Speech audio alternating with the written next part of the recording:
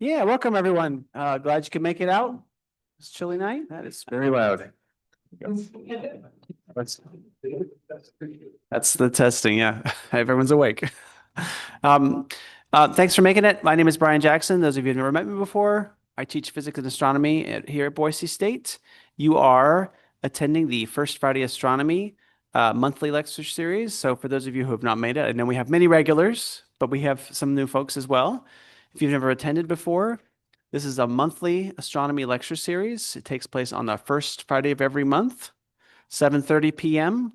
throughout the entire calendar year. So even if the school is closed and it's holiday, I make my students come back in and help run the program. So if it's the first Friday of the month, this is happening. We are doing it in this room this semester. I'm hoping that we'll be able to move back to the lecture hall on the other side of campus soon. I think it's still under construction, so keep your eye open for that. These events take place, of course, on campus here in person, but they're also live streamed on YouTube. So you can go to boi.st/astrobroncos live. I think we have the QR code out on the table as well. I think you can just Google Boise State First Friday Astronomy and we come up there too. Um, Next fall, so fall 26 will actually be our 10th anniversary. We've been doing this for 10 years. It's hard to believe. Um, but I hope you've enjoyed this series. I've certainly enjoyed it quite a lot. We've had a lot of really great speakers. We've got a bunch of new speakers lined up for you next semester. I think you'll enjoy those presentations as well. This is an entirely donor-supported program, so the money we use to bring our speakers out is provided by you all. And so if this is the kind of programming you like to see at Boise State, please consider donating. There's information out on the table about how to donate. We don't receive any state support. This is not a federally supported program. It's all you. You guys are the ones doing it. So thank you very much for that. Okay, and with that, I'm very excited to introduce tonight's speaker. Dr. Joe Spitale is a planetary astronomer at the SETI Institute. He earned a bachelor's degree from Caltech, followed by a PhD in planetary sciences from the University of Arizona Lunar Planetary Laboratory. He was involved for many years with the Cassini mission, so you're going to hear a little bit about Cassini tonight and some of the really exciting and interesting work that he's done with data from that mission. And listen closely for the answer to the question out on the table. And with that, let's welcome Dr. Joe Spitale.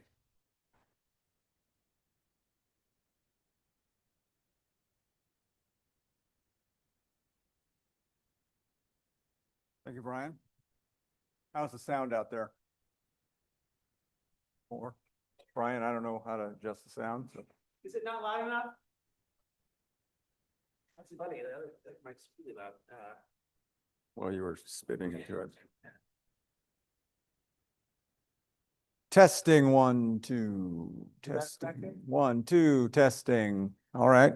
I'll try to keep my voice up. Everyone else, if you could turn it to point at your mouth. That's always tricky. I might just have to hold on to it. Yeah. Testing 1, 2. Okay, yes, I'm going to be talking about a research project that I've been active with throughout my career. This is not the only thing I do, so if you look at the dates of the publications, don't be too judgmental. They tend to be 10 years apart or something like that.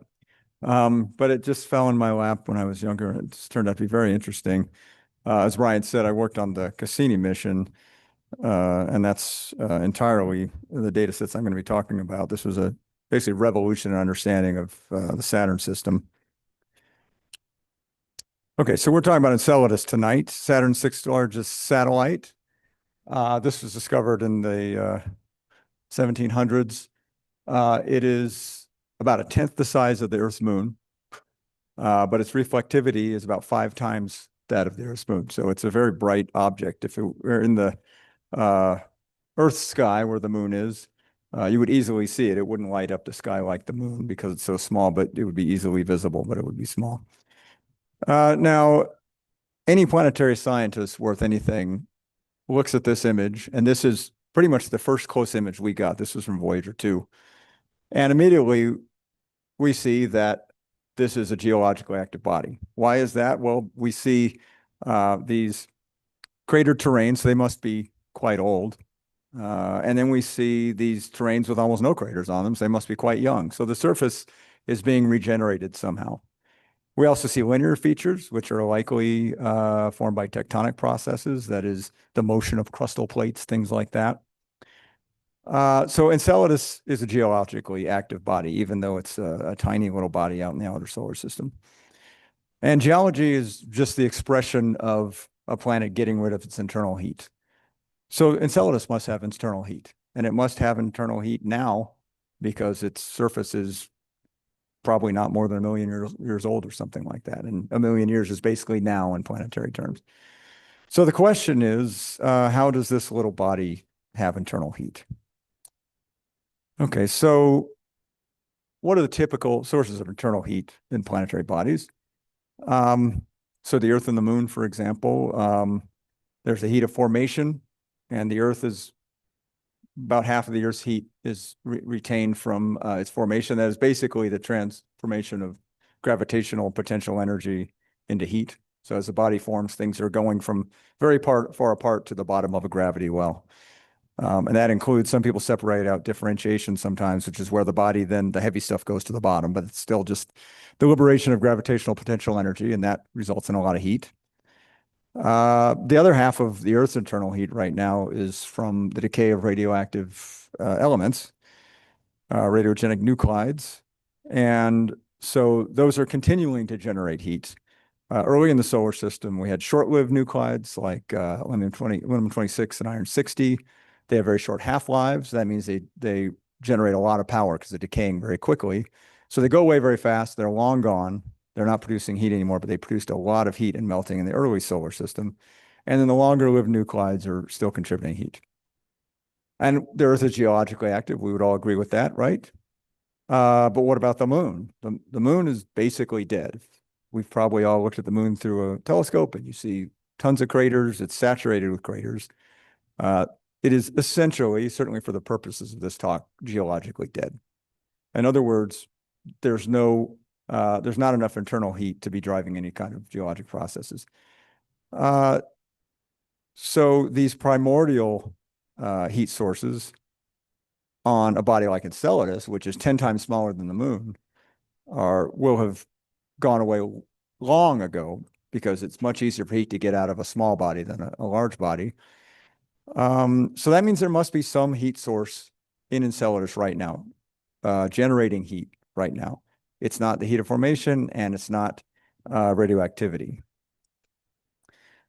Okay, so another process that operates on the Earth and Moon and actually does generate some internal heat is tides. Tides are an extremely important process in planetary science, and as we're seeing throughout the galaxy and presumably the universe. On the Earth, we mainly see the tides manifest as the ocean tides. Because the ocean is a fluid, it can respond very quickly to changing forces. And so the moon exerts a gravitational force on the Earth, and the Earth exerts a force on the moon. That's why there's an orbit. The side of the Earth closest to the moon feels a stronger force, and the side furthest feels a weaker force. So you get a bulge on the close side, the near side, because of that stronger force. On the far side, because the Earth is orbiting a common center with the moon, there's a centrifugal force, and that results in a bulge on the other side. So you get two tidal bulges, and the Earth is rotating beneath this tidal bulge, and the bulge is rotating with the moon. So this is why we get two tides a day, roughly, because the Earth is just rotating through these two tidal bulges. Okay, now in reality, because of friction, the ocean is not a perfect fluid. The Earth is rotating under this bulge. It's rotating faster than the moon is orbiting. So the bulge is following the moon at the rate that the moon is orbiting. The Earth orbits faster than that. So Earth orbits every day. Earth rotates every day. The moon orbits every month. So the friction with the Earth is dragging that bulge ahead a little bit. So it's no longer really pointed directly at the moon. It's kind of pointed ahead of the moon. And so now you have an unbalanced force that's pulling on the moon's orbit. It's pulling it ahead a little bit. And effectively what that's doing is trying to fling it away from the Earth. It's gradually increasing the size of the moon's orbit.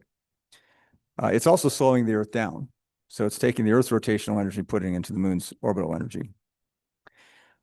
And so a second every 50,000 years, that's sort of the kind of number that the Earth is slowing down. Eventually, if this went on forever, the Earth would always be pointed pointing the same face at the moon. Now, the same thing is happening to the moon. The moon is experiencing a tide from the Earth. It's a solid body tide. There's no fluid on the moon, so the rock itself is deforming. The Earth does that too, but we don't notice that so much. But the moon is deforming, and its bulge is doing something similar. So it's exerting forces on the Earth as well. Now, tidal dissipation is in addition to trying to change the speeds of orbit, it also circularizes them. So if you start with an orbit that's not circular, we call that eccentric and elliptical orbit. Eventually, this is going to turn that into a circular orbit. So it's going to take some of that energy to circularize it. That's going to go into orbits, and it's also going to go somewhere else. Can you guess where else it's going to go? If you have a body that is getting squished and pulled every orbit back and forth, what's going to happen? Say you ever taken a piece of metal and bent it a lot, it's going to heat up, right? Yeah, the moon's not going to break, so maybe not a great analogy, but it's going to heat up too. So this is a source of internal heat. So this is an additional source of internal heat. It's not significant for the Earth or the moon because they're so, first of all, the size ratio is not real large. The Earth compared to the moon is not real big. And the other sources of internal heat are much, much larger. Okay, so the other thing that's going to happen is as the Earth is slowing down, the moon is speeding up its rotation. That's what tides do. And this depends on whether you're inside the synchronous zone, in other words, the zone where you're spinning as fast as you're rotating, or outside of that zone. Eventually, all those orbits are going to go, the whole system is going to migrate to the space where they're rotating synchronously, which means that they're always pointing the same face at the other body. And the moon is rotating synchronously right now. So that's already happened to the moon. Okay. So eventually that end state is going to be reached by the Earth as well. Any bodies in a tidal system like this eventually will be synchronous. And so they're going to be pointing the same face to the other body. Okay, so the moon is synchronous. The Earth is not, because the tides raised by the moon are much smaller on the Earth. The Earth is much larger, so it has more inertia. It takes longer to slow it down. So the question is, remember we have this bulge that's pointed almost towards the other body. Once you're synchronous, you're always pointing the same face at the other body. So the moon is always pointing the same face at the Earth. The question is that tidal bulge static? Is it always rotating exactly with the moon, or is there any motion to that bulge? Is it fixed or not? And the answer is it's not for the moon. That's because the moon's orbit has not been circularized yet. So the two things that tides do is the end state is synchronicity and a circular orbit. So the moon is synchronized, but it's not yet circular. So what that means, because of the way orbits work, bodies orbit faster when they're at the close part of the orbit, the periaps, and they orbit slower when they're at the distant part of the orbit. So that means when you're out near apoaps, you're rotating. The rotation is basically constant everywhere. So you're going to be rotating the same speed as you go around. But when you're out near apoaps, you're moving a little slower. So basically, you're going to start to peek around the edge a little bit. And at the periaps, when you're closer, you're going to start to peek around that other edge a little bit. And so in the sky, you're going to see the moon go back and forth like that. We call that optical vibration. So that means the line between the Earth and the moon is moving relative to the surface of the moon. That means that tidal bulge is moving around, just like the tidal bulge on the Earth is moving around. And just like the tidal bulge on the Earth is associated with friction, and that's what drags it ahead of the moon, the bulge on the moon is associated with friction. Friction generates heat. So that's where the heat comes from. It comes from this tidal bulge moving around. So eventually, when you get into the state where everything is synchronous and circular, the tidal bulge becomes fixed.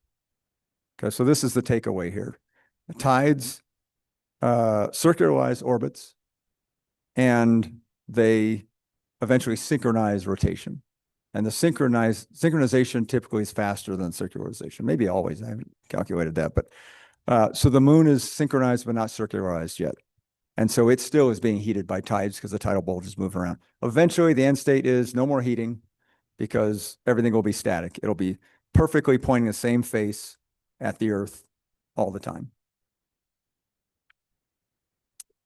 Okay, so as long as the orbit is either asynchronous or eccentric or both, orbital energy is being converted into internal heat. For the Earth-Moon system, this is not a significant source of internal heat.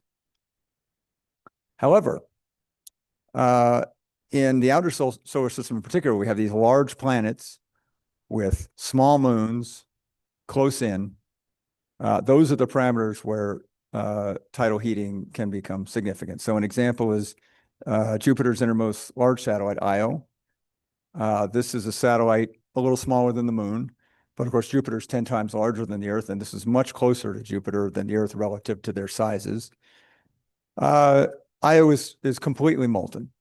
And here on the left, we have a picture from Voyager, one of the first pictures taken of Io, and we caught all these volcanoes erupting just as we flew by. They were just going off. And on the right, we have an infrared picture. There's pretty much volcanoes going off all the time on Io. There's not a single impact crater on the surface. It's covered with volcanic calderas and lava flows and things like that. So this is what tidal heating can do in the right situation, and those parameters are what we find in these large gas giant systems with these satellite systems. But the question then arises: how is this still happening? Because I said the end state of these systems is synchronous and circular, and once you reach that state, there's no more tidal heating. And these systems with these huge primaries and these little satellites close in, that tidal cycle went by billions of years ago. These should be as dead as the moon, and yet they're so active they're basically molten, or Io is. The others are not quite that active; they're further out. So the question is, how is this still happening? All right, so let me just sum up here. I've seen some eyes kind of trying to keep up here. So this is the first half of the story on how this works, and then we're going to get to the good stuff. I think this is good stuff, but I understand we have to do all this. Okay, so the first half of the story is we have tides, and they raise this tidal bulge, and as long as that tidal bulge can move around during every orbit, that's going to generate heat. And tidal bulges can move around either because something is not rotating synchronously or because they have a non-circular orbit. So even if they're synchronous, there's still going to be some vibration. You're still going to have heat. Once that all is finished, then you don't have any more tidal heating. So how is this still happening? You need some way to make this still happen. You need some way for these things to either be asynchronous or not have circular orbits. So let's take a look at these Jupiter satellites. These big satellites are called the Galilean satellites. Io is the one we were just looking at. Here's some data. We're only going to be worried about this orbit speed column. And these are all synchronous. So their orbital rates and the rotation rates are the same. And so these are those rates in days. So that's the first thing. They're synchronous. But there's something else that pretty quickly becomes evident in this table, and that is that the first three, the innermost three, have ratios of almost perfectly 2-to-1. And that would be awfully coincidental if there weren't a reason for it. So we call that mean motion resonance. So there are all sorts of types of resonance you can have when different cyclic parameters become commensurate with one another. And a mean motion is one of them. Mean motion is the angular orbital speed. It's the technical term for the angular orbital speed. So these are mean motion resonances with small integer ratios. And so, for example, if you look at two satellites in a 2-to-1 resonance, the innermost one is going to go around twice every time the outermost one goes around once. And normally, if they weren't in this commensurability, say their ratio was 2.394 to 1 or something like that, then these conjunctions, every time they're lined up, would just happen at various longitudes, various orbital locations. And any kind of perturbations they'd get from being close together would just average out because they happen in all different directions.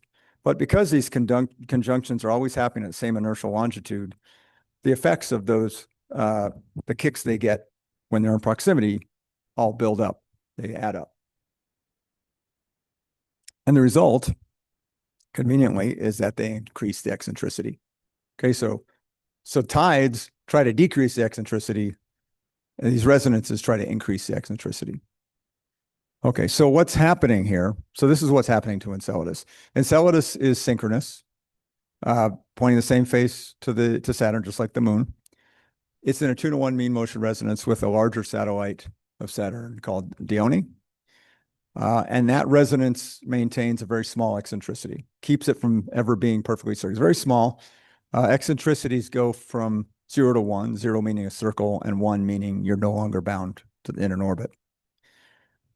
The consequence then is, like Io, you have an internal source of heat, you have melting, but this is not enough heat in this system. Saturn's smaller, Enceladus is a little further out, and Dione is not maintaining as big of a resonance.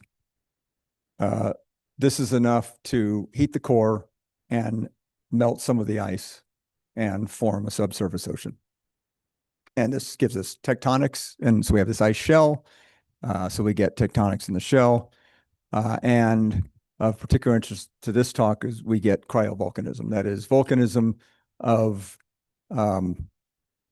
cool fluids. So volcanism on Earth is rocks. So rocks melt in the 1,000-degree kind of range.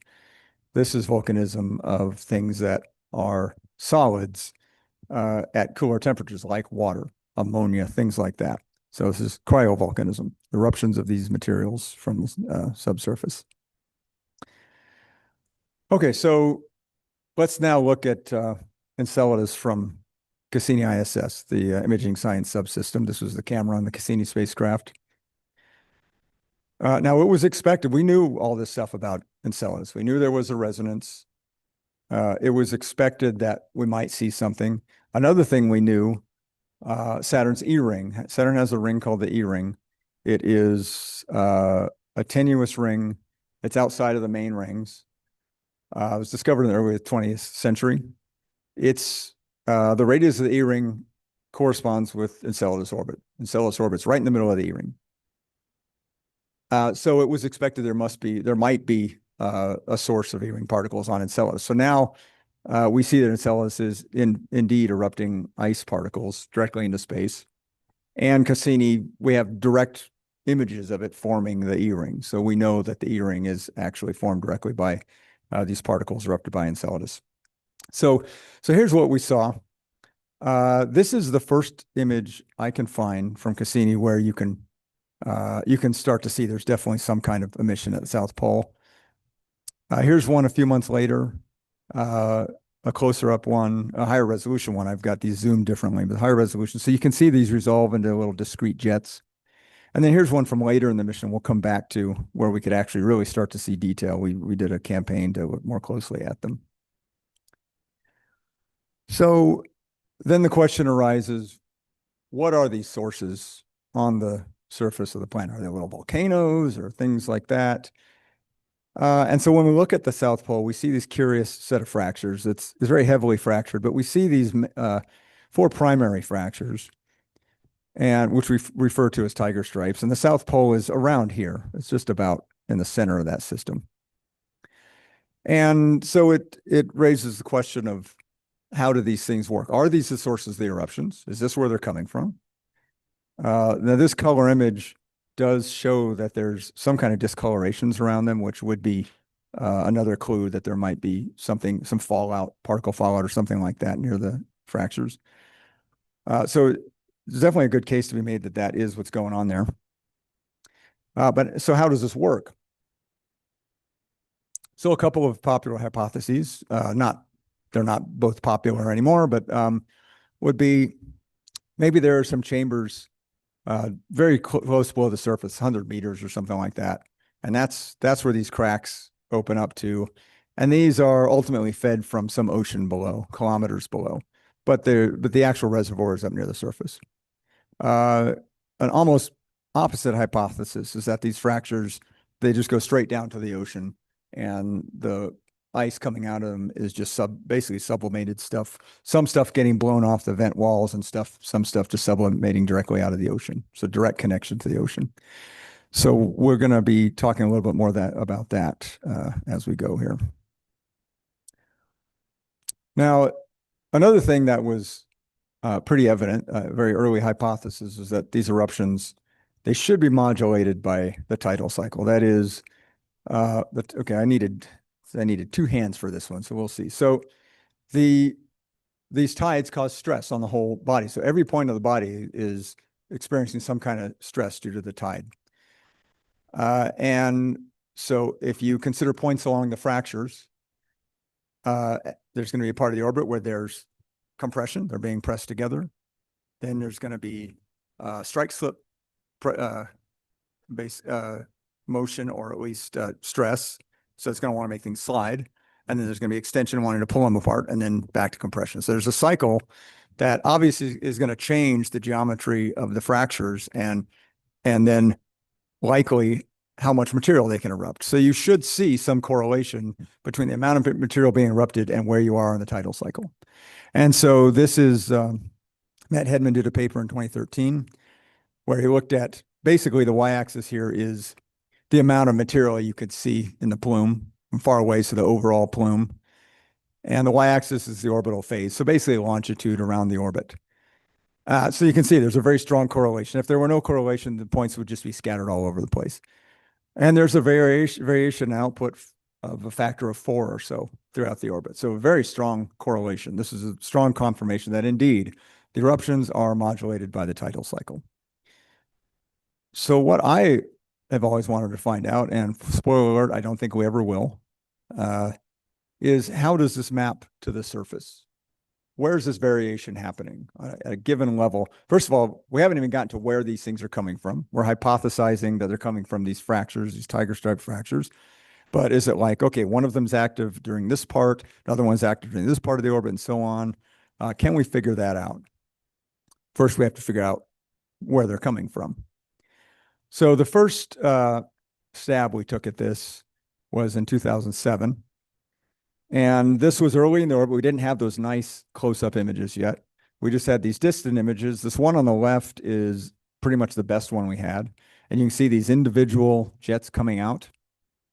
But most of them look more like the other two, where you could still see kind of some jet stuff maybe, but not a lot of detail.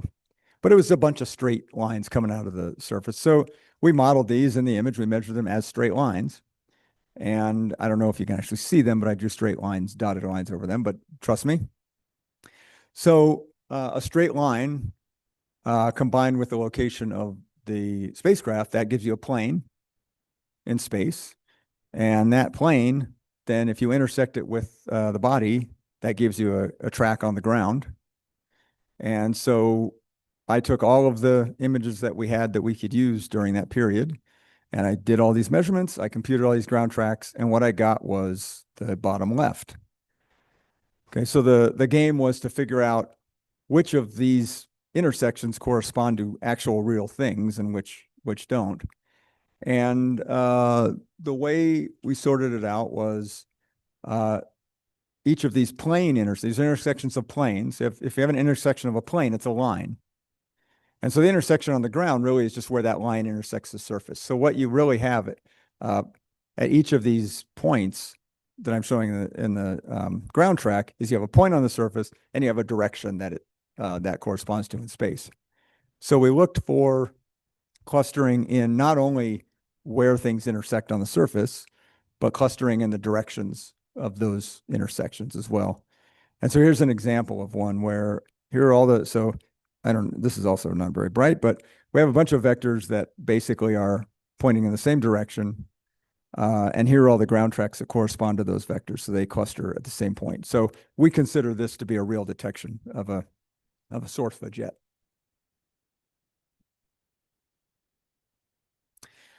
So this is this is what we came up with. This sort of mess magically resolved itself into 8 sources. Because the resolution of these images is so low, it's really only representing the strongest jets. Figure there probably must be a lot of other stuff going on that we can't see at this scale.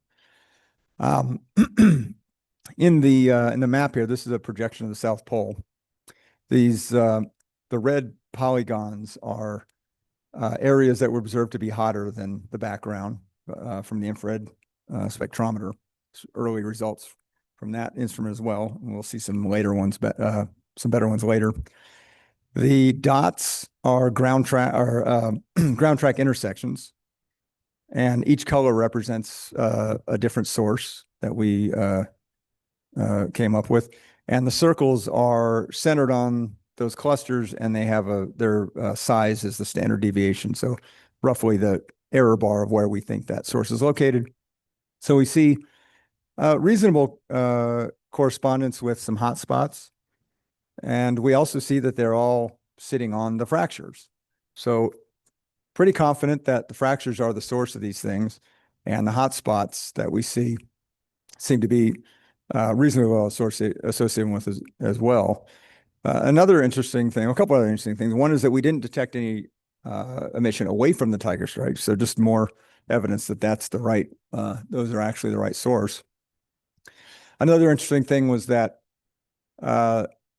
so we measured directions and locations. So these directions were not always straight up. Some of them were tilted over at funny angles, but they were all, for a given fracture, they were all in the same plane. So you can imagine if you have a plane with this orientation, you can have things tilted at any angle in that, still be in that plane. So that's effectively what we're seeing, which is also makes sense. If you have these fractures just going straight down into the ocean, you would expect things would basically be going straight up out of those, even if they're not going vertically, they're still going to be in a plane. Unfortunately, when we tried to correlate these, the timing of these things with the orbital cycle, so we could look at this correlation that Matt Hedman saw and see if we can see this on the surface, the data just weren't good. We didn't have a lot of observations, and it turned out there were some biases in the sampling that completely killed that. So it's just not possible to make the measurement. So it was not even a yes or a no. It's just, we can't even answer the question one way or another. So we developed a targeted campaign, and this is now we really getting into the neat stuff here, I think. The last stuff was neat. It's all neat. Yeah. Just wasting time here. So we developed a targeted campaign to do flybys of Enceladus very close and specifically target the South Pole, so we can actually try and see where these things are coming from. And what we immediately saw, so this, I'm just showing you one piece of an image as an example. We immediately saw that, yeah, we still see some jet kind of things, but mostly we just see a broad wash of light.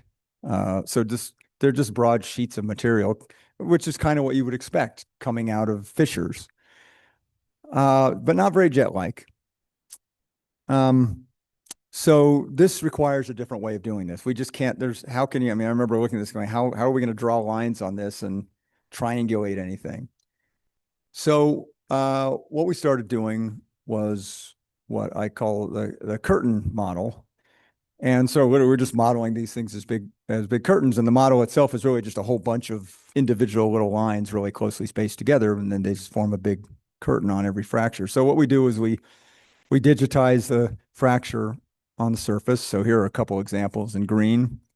And then we just launch these things, just project these planes out of them, or the lines out of them all the way down the fracture, and we project that into the geometry of the image. And that's what we have in the lower right.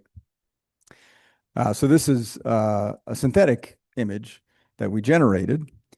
And the other thing that we're doing here is we're accounting for the shadowing. And the very fortunate circumstance here is that the South Pole was in winter at the time. That means it was perpetually dark.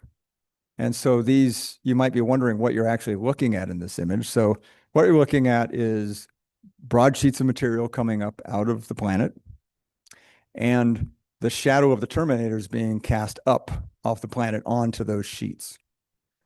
So that is reflected, quote unquote, in the synthetic image. We've included that shadowing. And it turns out that that gives you a unique constraint on where the sources must be. Okay, so we've modeled two fractures here, Baghdad and Damascus. And so we now can say that this emission right here is from Damascus because the shadow, and we can overlay these as well, but this shadow corresponds pretty much perfectly with that shadow. And that's the shadow that comes from running a curtain, projecting a curtain off of Damascus. Same for Baghdad. You can't really see it much in this image, but there's a shadow there that corresponds to Baghdad. So that works out really, really nicely. This way we can model all whatever emission there is, we can model it. We can model jets, we can model curtains, whatever. Another really cool thing that came out of this that just appeared was, you'll notice, so these are continuous curtains. There's no all the points are evenly spaced on these things, and yet we still see jet-like features. And some of them you can even kind of convince yourself seem to correspond to what we see in the image. So that's pretty interesting. We're going to come back to that in a minute. So here's the kind of maps we came up with in this 2015 paper. The green, so there were 5 epochs we did here. That's the data that we had available. So we have 5 maps like this. I'm just showing an example here. Green means we're confident that we saw emission at this time. So each map corresponds to a given time. And this is the day 325 of 2009 for this one. Green means we're confident we saw emission from that location. Red means we're confident we didn't, at least to within the detection limits. And we couldn't be more specific because all the images had different parameters, filters, integration times, things like that. So there was no set detection limit. But whatever those parameters were, we couldn't detect emission coming that we thought we should be able to see from that fracture. Blue means we just couldn't tell. We weren't going to be able to, even if it was there, we couldn't tell.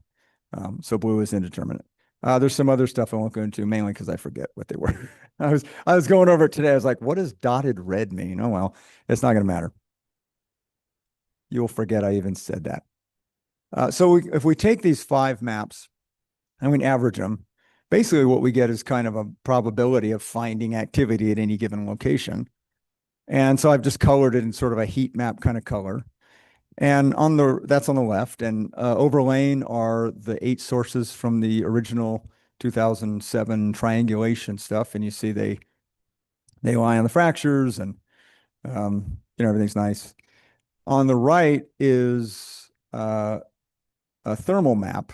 So this is from 2011. This is when we had much better thermal data, and there's quite a good correspondence between the two. Not perfect, but it's quite good. Okay, so back to this thing about we see jets even when we don't model jets. In hindsight, this is a completely obvious thing to happen. If you have shear curtains, that's what you see in your shear curtains. If your curtain is not straight, it's meandering around, then you're going to be sometimes looking through more of the curtain and sometimes through less of it. So it really is just an optical depth effect. And so on the top is a Cassini image, very nice one. I've stretched it a little bit so you can see the detail a little better. And we see all these, and I remember when we first saw this image, I'm like, man, look at all those individual jets. That's just so great.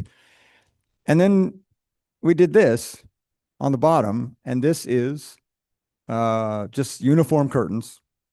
And a lot of places, point by point, you see the feature in the image, perfect correspondence. And here and in here, some places not perfect.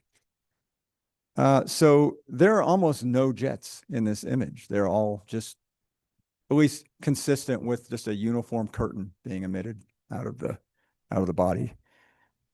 So this was a completely different way of looking at this. And in the meantime, there had been other modeling done that had addressed all of these things as jets. And what they're really looking at is in an optical illusion. And here's an example where if you're, say, at point A, yeah, we got to get a pop filter on this. Let's try this. If you're at point A, looking down this jet, you're going to see it brightest at A when it's tangent to the fracture. When you're at point B, you'll see it brightest at point B. And when you're at C, you'll see it brightest at point C. And when you triangulate, you're looking for the intersection. So if you triangulate A and B, it's going to be here. You're going to think you're going to have a jet here, but really it's just in the middle of A and B. If you triangulate A and C, you're going to think it's way over here. but really you're looking at features that are here and here, and they're not even real features. They don't even exist. So that's why I call them phantoms. So that's why you can't really use triangulation on these things unless you're very careful. And so we called it, so we did a cover on Nature for this paper. We called it Curtains. We're all adults here. So after the 2015 paper, we eventually had 15 epochs we could look at. So there were 5 in the first paper. We got 10 more, really 14, but one of them we wound up resolving into 2. And so we sort of did a final look on this, which we finally published this year. So same kind of curtain approach. Our solutions were based on the shadows, but the observations went out to 2015. We included the 5 epochs from the previous paper, so we completely redid those. It was a complete validation of those, or invalidation, depending on what part of the observation you look at. We do have sort of a improved approach and improved representation. We did use triangulation where we knew we could use it and it would help us if we were having trouble with the shadows, but it was mostly shadows. And this improved map representation gave a much better idea of what we really knew and didn't know. And we found a lot of errors in the 2007 paper or 2015 paper. 2015, yeah, we found some errors. And in fact, I think the pinnacle of my scientific achievements is a 5-page exposition of everything we did wrong in everything I did wrong in the 2000. That's how science is supposed to work. Everything I did wrong, I compared everything between the two, and when they didn't match, I explained why they didn't match, and sometimes it was, yeah, I fucked up. That's how science goes. So this is what the kind of result looked like from that paper. And you don't have to, we're not going to analyze this, but so it's the same. Green means we confident was on, red means we're confident was off, blue means we can't tell. But then we added more colors to represent fractures where any of these fractures, here's a great example, this yellow here, any of these fractures could have contributed to the light that we saw, and we don't know. And so like in this case, we're probably looking from one of these directions, and probably this emission was cut off by the limb. So and the shadow was below the limb or something. And so we couldn't see a shadow. We just saw emission coming from above or in front of the limb. And it's very hard to tell with the planet as a background. I'm sorry, she keeps jumping every time I do that. I'm not doing that on purpose. Purpose is also a terrible word. So anyway, so the yellow here, for example, any of those could have contributed. So this is a much better representation of what we really can know when we're doing this. And so what we did, so this was the raw map. We digitized everything that we thought plausibly could be contributing. And then anytime we had in these raw maps, area that was always red, in other words, it was always turned off, or it was always blue. So or red or blue. It was always either red or blue. So as it was turned off, it was not active or we couldn't see it. We just got rid of that. And this is what we simplified the maps to. And so we still have plenty of degenerate things, that is things where we could have multiple possible sources. But this is a much cleaner map of what we really know. And so here's that average probability map. And there are some interesting patterns in here. First of all, we see that pretty much the whole thing was on all the time, but not uniformly. And if we look at the standard deviation, so at every point, looking at the standard deviation of whether it was on or off, blue means standard deviation of 0, which means it didn't change at all. The state didn't change. And in this case, typically it means the state was always on. So it's bright around the edges. In other words, all the variation, all the changing, flicking on and off was happening around the edges of the system at lower latitudes. That's a very interesting pattern.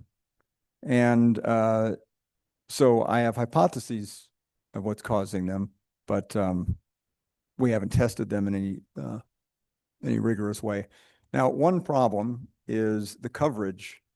The orbital coverage is not good in this. We have a giant gap here. So this is, don't worry about red. This means orbit number, that's all. what we're looking at is so every bar represents the amount of orbital coverage degrees covered by a given observation. So this is, again, the orbital phase. And so we see right in the region where the strongest emission was observed in the Hedman work, which was observed by a different instrument because they didn't need high resolution. Because we need high resolution, we have to use different images. We never got any coverage in there. So there's a big, so the way to interpret this map is the probability of seeing activity in our observations is what this map is telling you, not the probability of seeing if you went to Enceladus. That's not what it'll be. I mean, it might be the same, and there's some reason to believe that we did basically capture it, but strictly speaking, we never measured a big swath of the orbital phase space. So, that's just how data works. Okay, so okay, we're good on time here. So here's the overall conclusions, and I'm gonna be happy to talk about questions as long as you want until they throw us out of here. So, so this variability at the fringes of the fracture system. This is, first of all, remember we're looking for, can the variability we see on the surface, on and off, can that explain this big variability we see in orbital phase of a factor of 4 or so that you see in the whole plume when you measure the whole plume?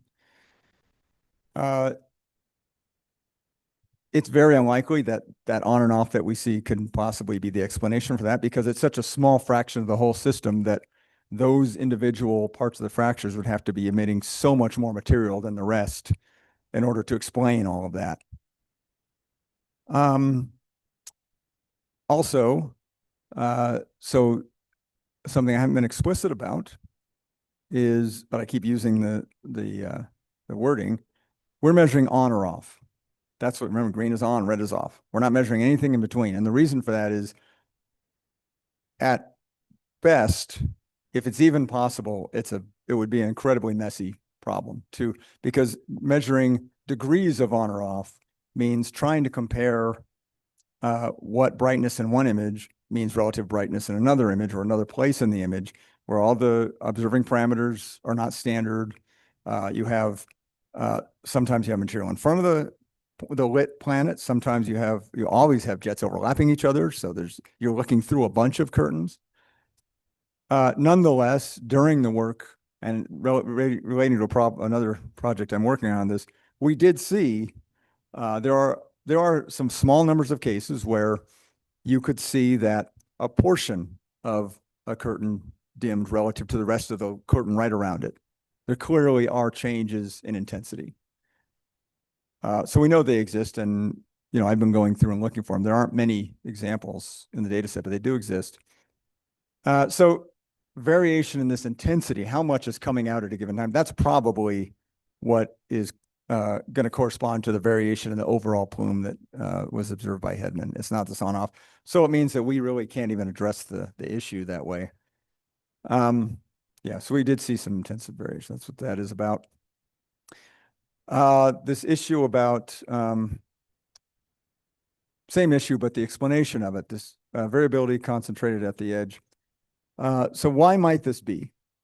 My favorite hypothesis has to do with the fact that the ice shell at the pole is thin, and that's related to why there are eruptions at the poles, at the South Pole.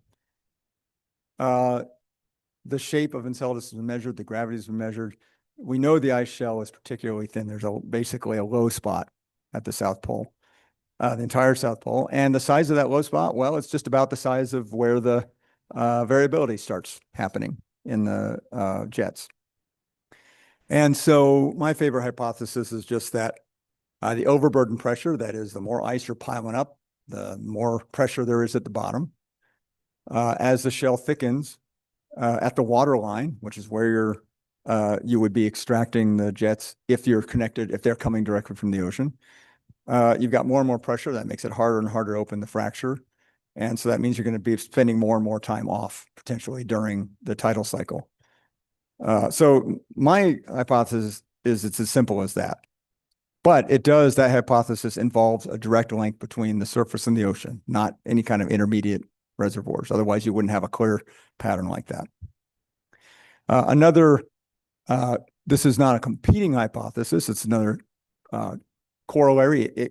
It could be competing. It could be only due to this, or they could be working together. But if the South Pole had refrozen from liquid water, because we aren't sure. There are a lot of good models now that could explain how the South Pole got the way it is, how the tiger stripes form. But in any model that involves freezing from water, the pattern of fractures you're going to form is going to correspond to what the tidal situation is for that given orientation. And one thing is Enceladus might be librating so that it's constantly rotating very slowly relative to Saturn. So it's not exactly synchronous. It might be slightly not synchronous.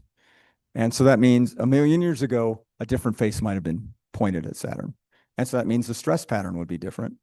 And so if you freeze the ocean in one orientation, the types of fractures you get will correspond to the tidal cycle in that orientation.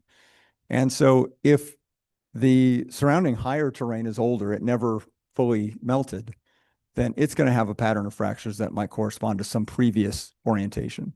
And that's not going to be the optimum, those aren't going to be the optimum orientations for failing and producing the best eruptions. And so as the South Pole freezes, when it interfaces with with the thicker stuff that never froze before, the older terrain, then those existing fractures might be the fractures that are favored rather than forming new ones. And so, but those aren't optimized for erupting like the new South Pole. And so maybe they vary for that reason or something like that. Both of these things could be happening, but I think the very simple explanation is just you have more ice above the water line. And so you have higher pressure, so it's harder to open them. And so you're going to get more times that the fractures are closed. But both could be happening. Unfortunately, no clear link has been established with the variability on the surface and the variability in the sky that had been observed. And I don't think we can. And there are a number of reasons, one of which we have that big gap in orbital coverage. Another one is we're doing this on-off stuff, and that's probably not enough to even resolve the types of timing variations we need, because we probably need to see the variation in intensity. And the other one is just a fundamental problem with statistics is the more you focus on a small piece of a data set, like one fracture or one part of a fracture, the fewer data points you have. And so your statistics are worse. And so you just don't have the statistics.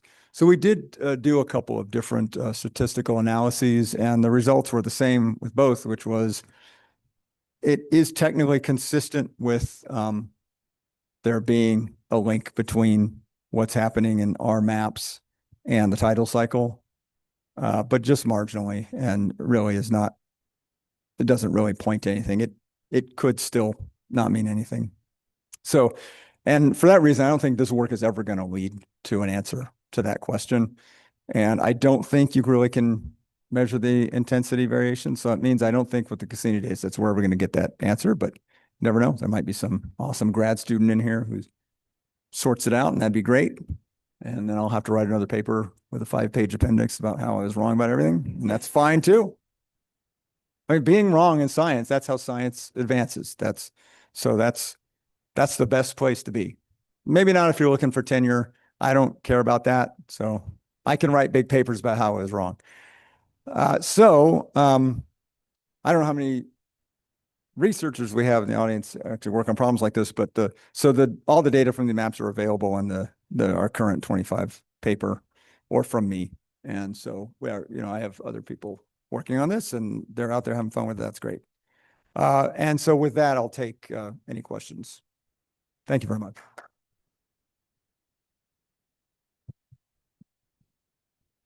It's exactly 8:30, which means I nailed it, at least timing wise. I don't know. Sir.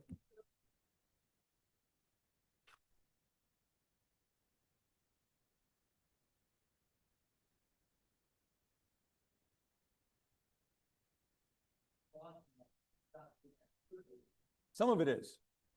A lot of it actually is.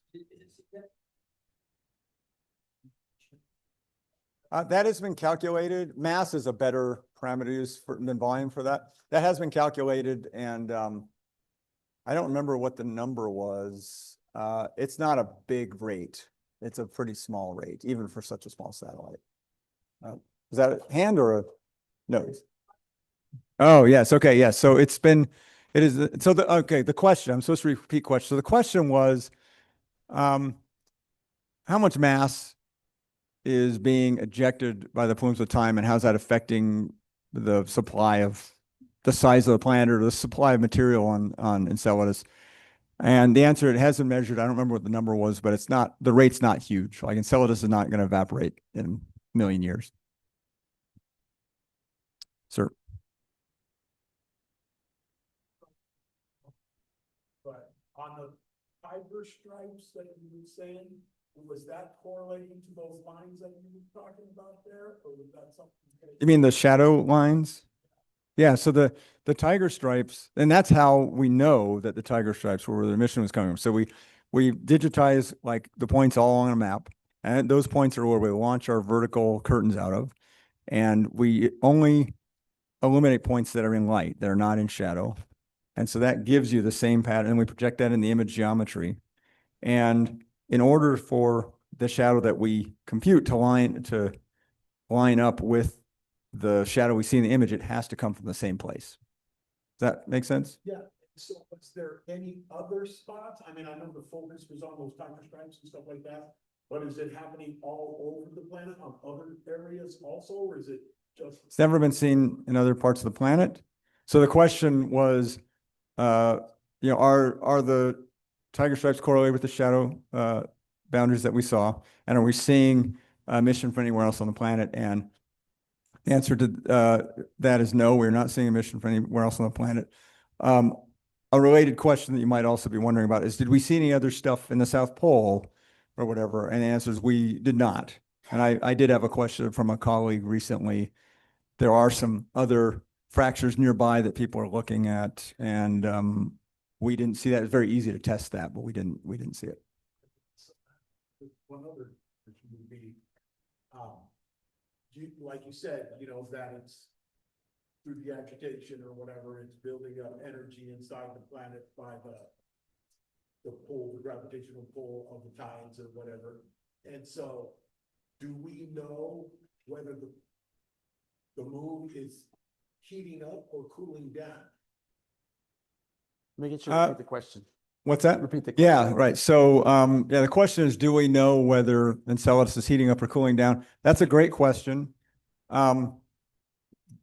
That I would say that is the subject of current research, because there are a lot of things I didn't mention. One thing is, if you measure the heat, because we saw these thermal maps, you can measure the heat coming out of Enceladus, and it's more than the amount of heat you can get out of that resonance I mentioned. So there must be other things going on. Enceladus could be young. It could have gone through some other resonance, but there's lots of other bodies in the system.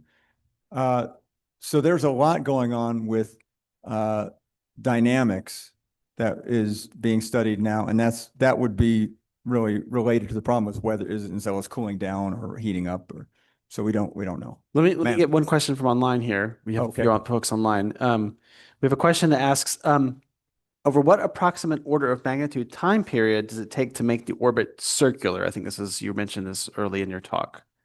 Yeah, it depends very heavily on, and Brian, you might have more specifics because Brian does this stuff. It depends very heavily on the sizes of the bodies and their separations. So I can't tell you in general. For the moon, I can tell you that the circularization timescale is longer than the age of the moon because it's not circular yet, and I can tell you that the synchronization timescale is shorter than that since it is synchronous. Other than that, yeah, I don't have any solid numbers. Man.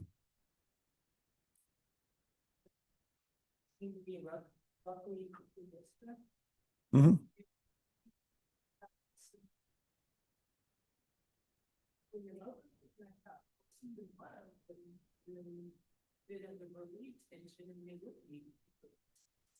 You're not the first to notice that. So the question was that the tiger stripes are spaced pretty evenly and they're parallel. So does that say anything about how the mechanics work, how the tension is released? So that has definitely been noticed. I don't know if there's a good answer other than the one thing about these eruptions, and another thing that muddies the water on trying to figure out if there's a pattern on the surface that maps to the sky, is that because a lot of these things are parallel, at a given stress state, you could choose different ones to produce the emission, to open up and produce the emission on a given orbit. And it doesn't have to be the same one every orbit. So the spacing probably has something to do with like the shell thickness or something like that. And but beyond that, yeah, you're exactly right. It really comes down to once you open up one fracture, then you've released the stress, and you don't need another fracture to do that, at least on that orbit. Yeah.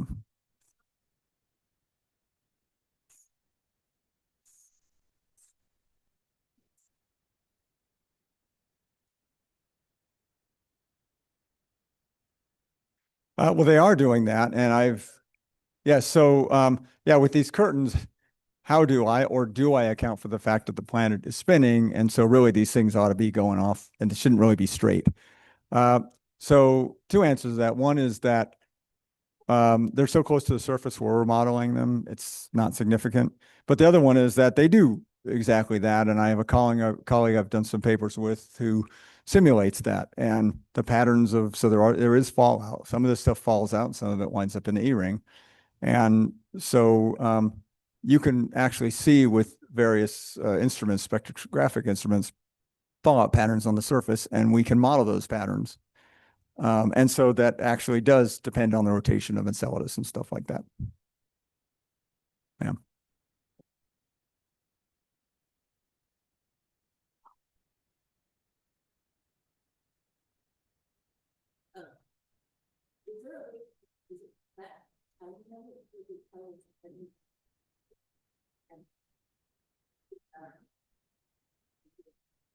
Very, very good question, and actually central to work that we've been trying to do for years. So the question is, given the libration of the tidal bulge, can we predict when the fractures should open?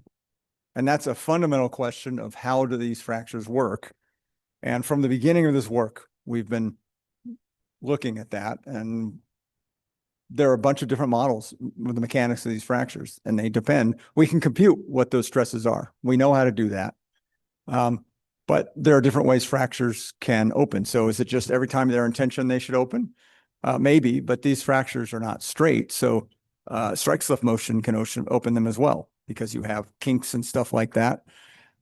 So the answer is, can we predict when? We can predict for a given model when they should open, but it depends on what the model is. Sure.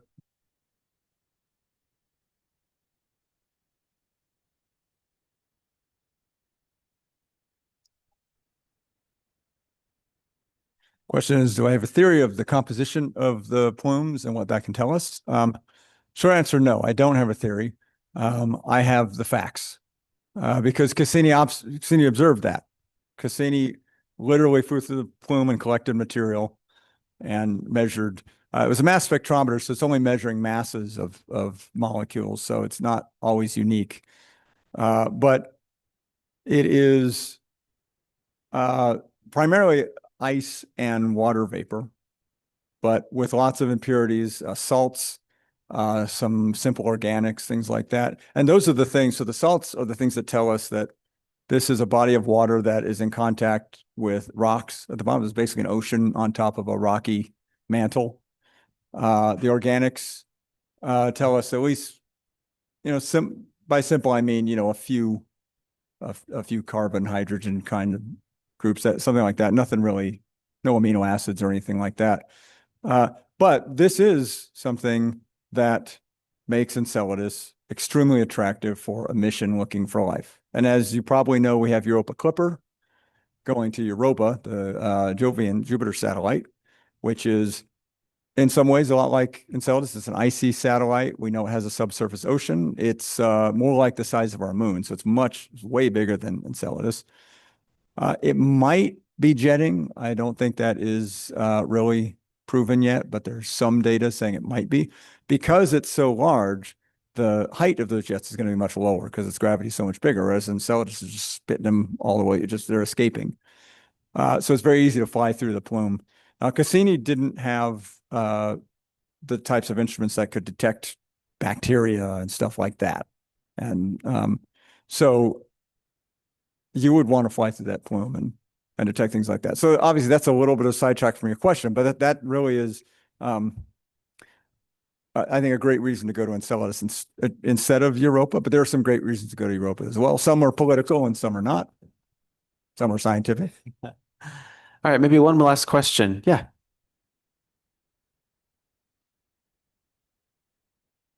Oh, sure. I mean, anytime there's ocean water, there's going to be people going to be like, "Oh, is there life down there?" So, yeah. So we have, about 10 oceans that we know of in the solar system.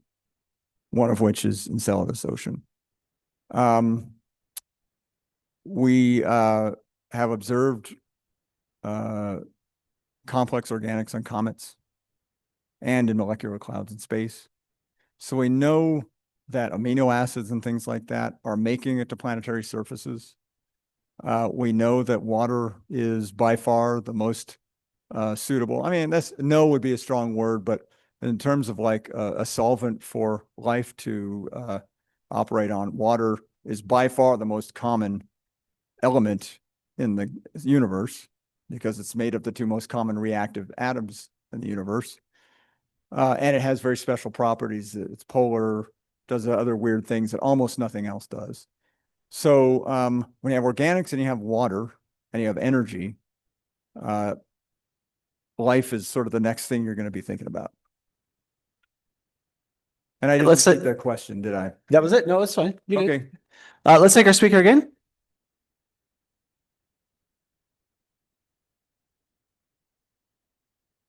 All right. Well, you're in for a treat tonight. It's actually clear outside.